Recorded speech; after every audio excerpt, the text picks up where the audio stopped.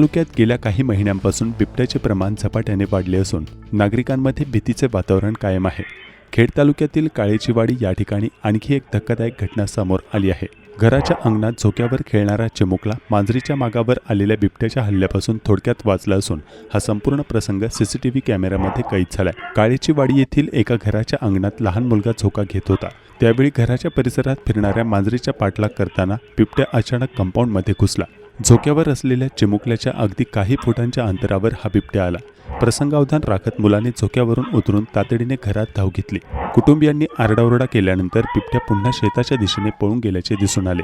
22 September रोजी निशाणवाडी काळेवाडी हद्दीत one विभागाने पिंजरा लावूनही बिबट्या हुलकावणी देत आहे। खेड तालुक्यात ठिकठिकाणी बिबट्याचे दर्शन होत आहे।